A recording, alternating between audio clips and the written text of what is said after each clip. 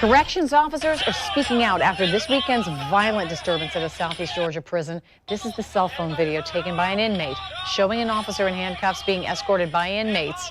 It's gone viral since it was posted on the unedited Real Talk Right Now Facebook page. The Georgia Department of Corrections says 2 staff members and 3 inmates were injured during the unrest at Ware State Prison in Waycross. I was working for my safety and just trying to be able to get out and get back to my family. News4JAX reporter Corley Peel spoke with 2 correctional officers who work at the prison, including one who was on duty Saturday night when the disturbance broke out. And Corley, these correctional officers believe they were easy targets.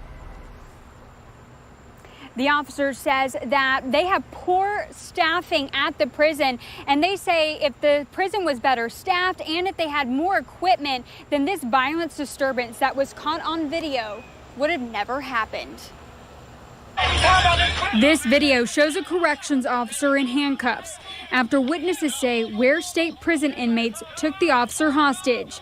The unedited Real Right Now group shared the video with News4JAX. A corrections officer who wants to remain anonymous says they feared for their safety as they watched the chaos break out Saturday night. There was this complete destruction. They were destroying a lot of property, setting things on fire. Witnesses say inmates used contraband cell phones to record injured inmates covered in blood inside a dorm. That video has now gone viral. 3 inmates and 2 officers were hurt, according to prison officials. We need some help, man. Do you know how they were able to gain control? They were able to gain control because they took a sergeant hostage. They were able to take his keys, which allowed them to get through different gates and things like that. The officer says inmates also stole radios. According to the officer, low staffing is the reason inmates were able to take over. They say roughly 13 officers were supervising more than 1,500 inmates Saturday night.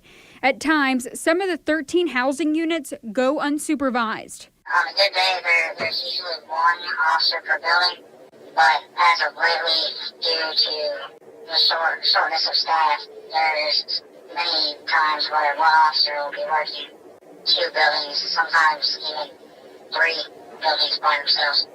Another officer who wants to remain anonymous wasn't there Saturday night, but resigned after the disturbance. I plan on making it a career, but after all this, it's not an option. They say the only equipment they have to protect themselves is their bare hands. We barely have working radios. We barely are supplied cuffs. We do not have any OC spray, which is a spray, the pepper spray that we're certified with. We don't get that. They took all the batons from us, so we pretty much have no way to protect ourselves.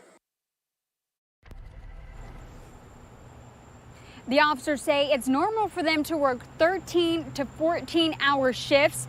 They say they're hoping that this disturbance will prompt the state to send a message to hopefully make the prison safer for staff. The Georgia Department of Corrections says that the 3 inmates and 2 officers that were injured are expected to be okay.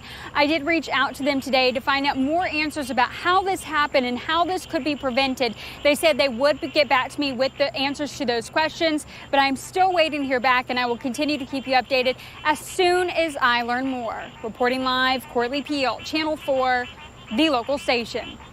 Hey, Corley, this isn't the first violent event at the prison. An inmate was killed just a couple of weeks ago. That's right. The Georgia Department of Corrections says an inmate was killed by another inmate 2 weeks ago.